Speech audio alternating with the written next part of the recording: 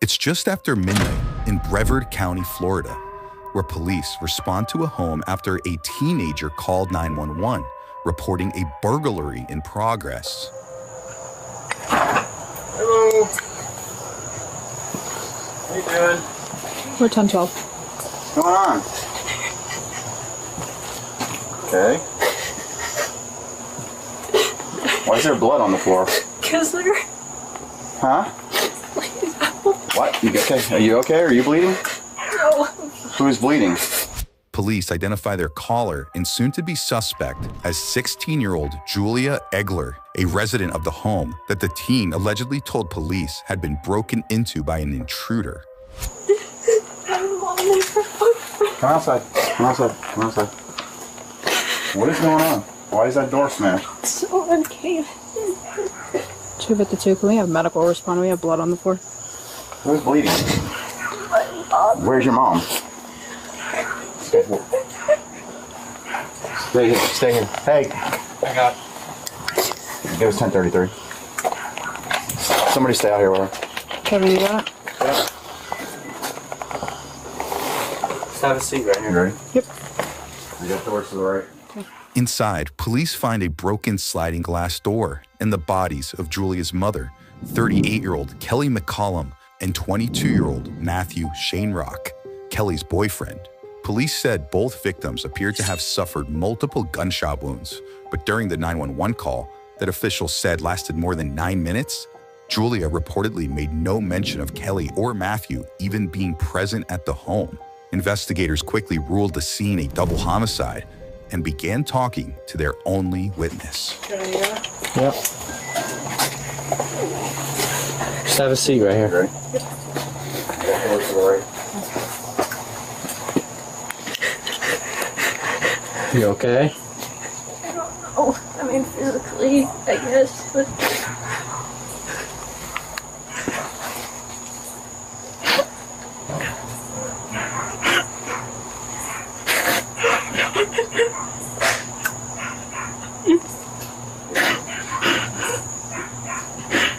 Please help me. If I just grabbed the phone. Huh? I just grabbed the phone. If you just grab the phone in time? Okay, who do you live here with, hon? Your mom, are you okay? Are you injured at all? Physically, no. No? Okay. Who else lives here? Just your mom? Her boyfriend was around a lot. Her boyfriend? What's his name? Matthew. Matthew? Mm-hmm. Was there any arguments or anything tonight? Between who? Okay, so Me and my mom used to argue a lot. you have a friend I told her I loved her. Go and get it started. I should have told her I loved that her. way. Okay. Hey, it's okay. I'll never get to. It's okay. I'm so sorry. I'm so sorry. It's okay. Please forgive me. I'm sorry. I'm trying so much. It's not a very manly thing to do. Don't apologize for having feelings. It's okay. Next, a detective arrives on scene, and Julia is moved to the driveway area, where more thorough questioning begins. Were you asleep? No? Okay. At the time of what? When it started. What started? When he came up to the window. Matthew came up to the window? No, I don't know who it was. You don't know who it was? Okay. This front window right here? No, it was him glass sliding doors or back the door. It was. You go up to that. Where was your mom at? Her and her boyfriend were out. They were buying their food for her bed. Okay. Was this like a couple minutes ago? No, it was like hours ago. Like A couple hours ago? mm-hmm. Okay. So, did you call your mom and tell her? I couldn't call anyone because I didn't have time to grab the phone. I ran into the room and he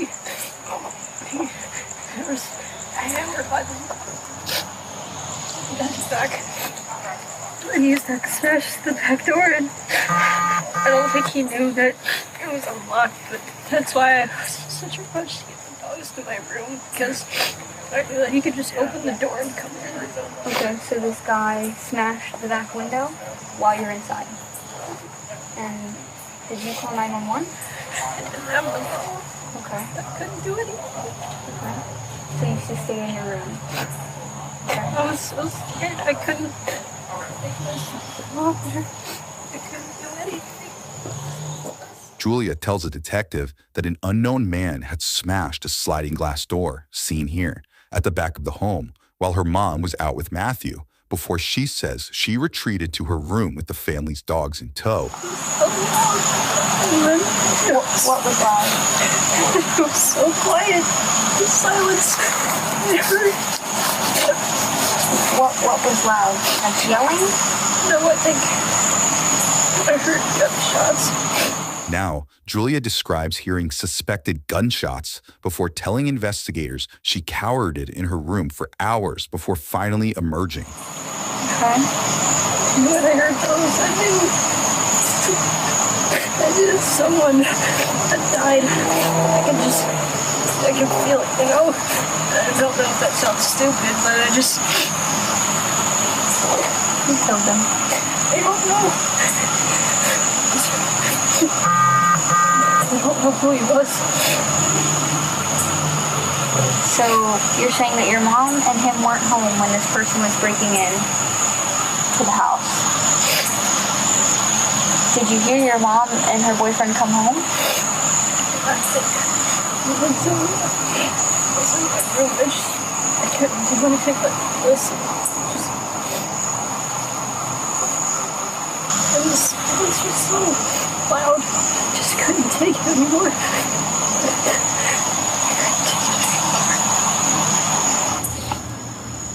Okay. Was he white, black? I didn't really look. It might have been black, because I don't know if I had to guess, maybe. Julia describes the alleged suspect to the detective, but further questioning soon leaves investigators suspicious of the teen. Let's continue. Is there guns inside the home? It was. There was? Where did it go? Oh, How do you know it's not there anymore? I don't know. So whoever broke in came and took the gun. I think so, yeah. I mean, I didn't see it happen, but I could have stopped him. Yeah. What happened to your hand? Oh, that's an old scar. An old scar? How'd you get that? I think one day, I was coming home from just going out on a walk or going somewhere, and I broke the window to get in because the door was locked and Mom wasn't home. Oh, okay. You guys are having conversations, but you said it was light out when someone started breaking into the house. But these text conversations are happening at 9:15 p.m.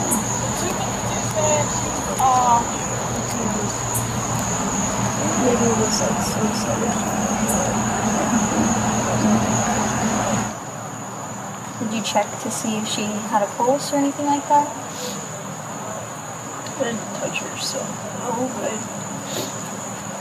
didn't hear her breathing, and there was a big pool of blood, so I just assumed, I guess. So you just what? Assumed, I guess. Okay. Is that you did the same thing with Matthew? Assume.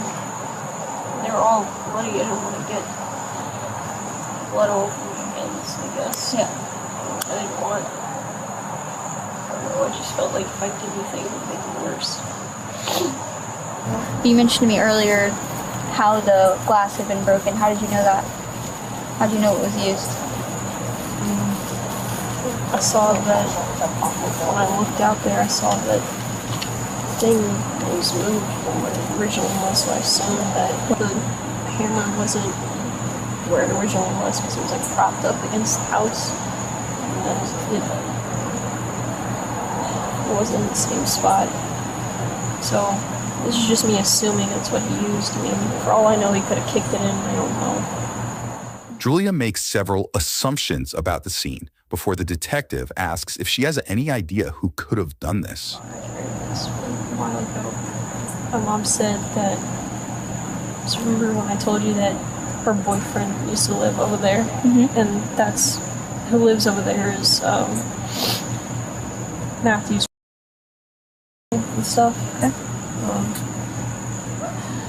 My mom told me once that they were really into like drugs and stuff. I don't know if it was someone who had some kind of like grudge and came after them, or because they didn't really seem like they. But this is just me like thinking out loud. Yeah, but they didn't really seem like they wanted me in particular. It was like, because if you think about it, I know that there was some dogs and stuff barking, and you don't want to go into a room with a pit bull in it. That's obviously a dumb thing to do. Right. Like, if you think about it, a pit bull you don't know. You don't know if it's, pit bulls, their reputation, whatever. But, I don't know. It's just me thinking, like really racking my brain about it, but I genuinely don't know. It's just speculation, I guess. Next, the detective heads inside and gets a look at the crime scene before sharing her perspective with an officer. Are you just talking or you're asking a question? No, I'm talking. So let me know if she like photos anything. But don't ask me questions. I'm pretty sure she can't.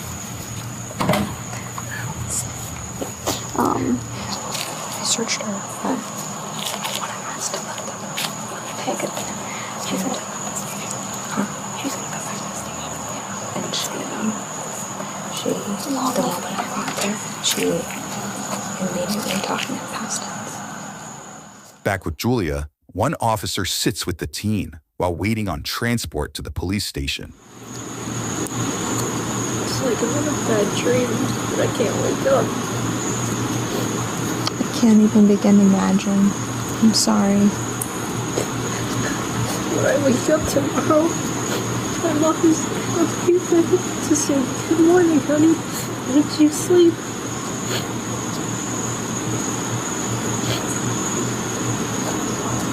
I'm sorry I'm crying so much. You don't need to apologize for that. I know it's not a very guyish thing to do, but On the contrary, it is. I thought it doesn't make any sense to you that it's trans, so that's why I'm saying stuff like that, I guess. Of course it makes sense to me. What do you prefer to go by then? Well,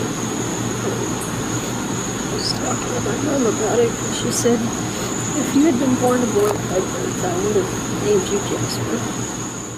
Did you catch that? Julia reveals to the officer that she's transgender and sometimes goes by the name Jasper, a name the suspect says came from her mother. Keep this in mind for later. I'm going to jail. Why would you go to jail? You can't put me anywhere else. It's not what happens. Next, Julia is transported to the police station, where she sits with officers while awaiting the detective's arrival. Wow, what a night. It's been busy. Sorry to kind of like add more to your plate.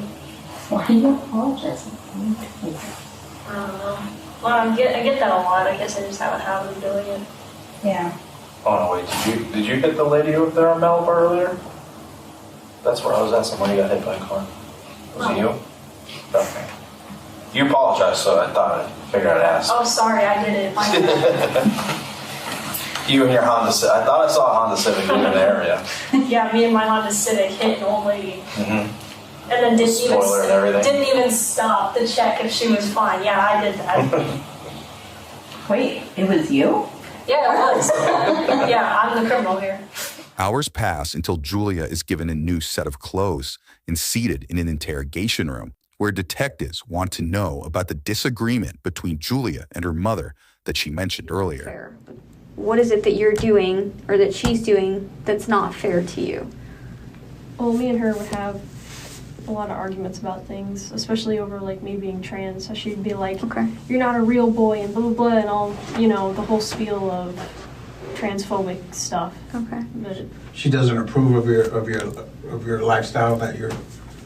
She doesn't approve of that. Would you say that she was like trying to kind of meet me in the middle, but it wasn't really working all that well all the time. She would try to call me child instead of, because it's more like gender neutral rather than kind of meeting in the middle, I guess. Okay. Is she misgendering you? Yeah. So when you guys are arguing, is she intentionally, calling you she, or not using the appropriate pronouns, or not referring to you as Jasper and referring you as Julia? Julia tells detectives Kelly was unsupportive of her lifestyle and that it sparked many arguments. Next, detectives ask the suspect about her relationship with Matthew, who was 16 years younger than Kelly, according to a police report. He's just a couple years older than you, right? Yeah. How do you feel about that?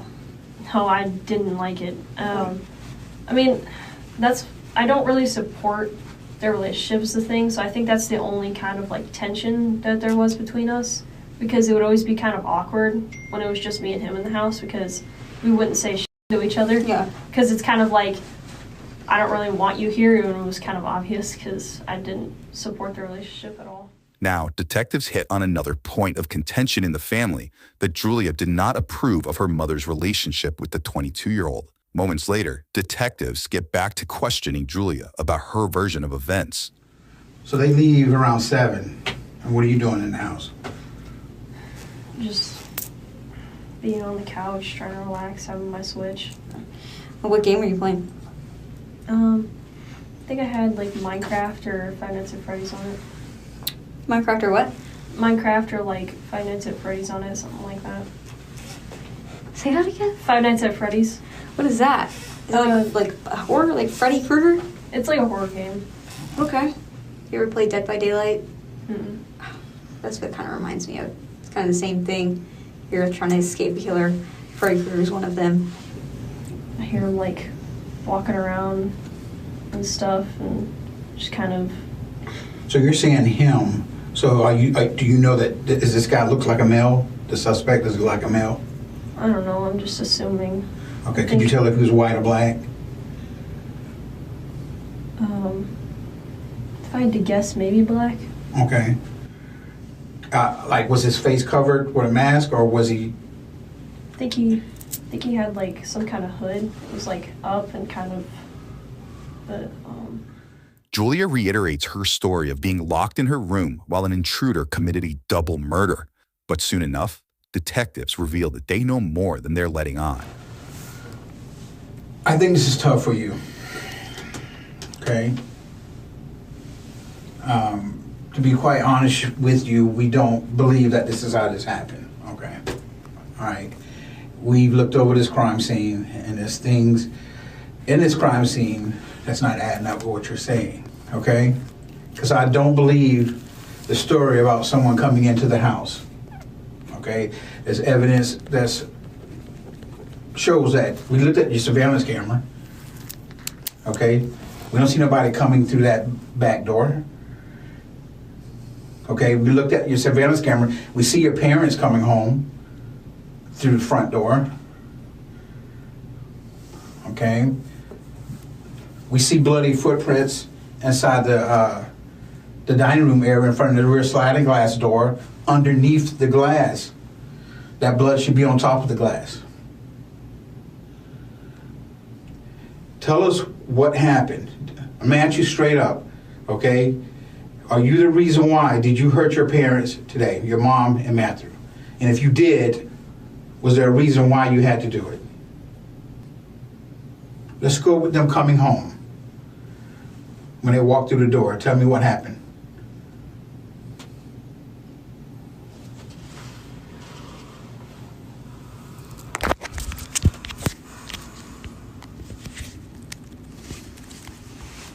theoretically speaking, let's say what you're saying, that it was, theoretically speaking, let's say that it was me, right? What? So Jasper, we're going to be honest with you. It's not really theoretical at this point. Everything he just stated to you is telling us that something happened that you're not telling us, right? So you're basically saying that I'm the culprit. We're not saying that at all. But evidence shows us on surveillance cameras, it shows them walking into the house. It shows nobody in the backyard. It shows nobody breaking into the house. The way the camera is angled. 100%. But someone would be seen either hopping the fence, coming around the fence, whatever. And you know that. You know that the camera is angled a certain way. You know that you can walk out that sliding glass door and go undetected. Yeah, and that's an interesting point you just made. So this is why we know trust me, we've seen a lot of crime scenes. I'm saying there's a blind spot between the two cameras, and the way that they're angled makes it obvious. Yeah. But someone would have to know that. Someone would have to know that there's a blind spot there. Someone that's not random, that's not randomly coming to your back door and breaking the back door, unbeknownst. They're not gonna know any of that. This person would have had to have known the way the camera's set up only by viewing it from an app, right? I mean, you can't really tell. You see it from the outside of the house. Sure, but you can't see the exact scope. There's wide lenses. You don't know exactly what it's viewing, but guess who does? And guess who just pointed that out? You do. So the only thing that makes sense in this instance here is that if this random person that you're saying came up to the back sliding glass door would have had to known that there was something to break the door, they would have had to come into the house and known that there was firearms inside the house, ammunition inside the house to use to then kill your mom and Matthew. For what reason? And then not only that... At no point do they ever go to your door. And if you think he's worried about some dogs and he has a gun, he ain't worried about no dogs. Okay? So that didn't make sense right there. All right? Now, you was just about to say, what if it was you that did this? I'm saying theoretically. Okay. Theoretically what? What? You said that get it off your chest and whatever, but it's like, that's not how that works. It's... Of course, it's not going to go away that quick. It's not. But you gives us a reason, because other people are going to look at this interview, and they're going to want to know: is this a monster over here, or is this somebody who made a terrible mistake? Did either Matthew or your mom? Did any one of them try to do anything to you when they came home? Huh? No. Okay, so what happened? And why?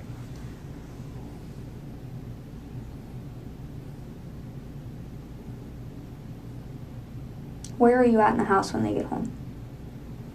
Because we know you were not in your bedroom. I don't understand how you can say that, how you know I'm not in my bedroom. How would you know that? So your bedroom door was closed, correct? At the time that this incident took place.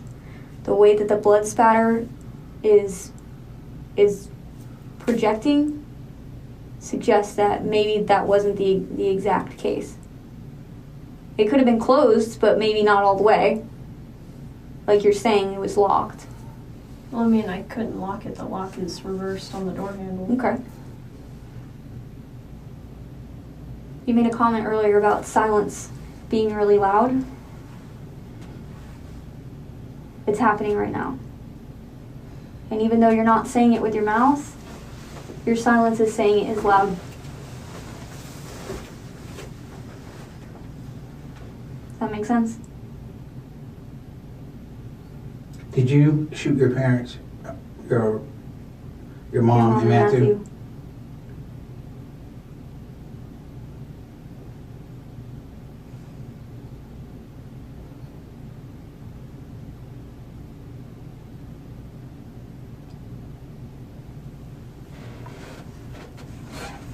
Julia.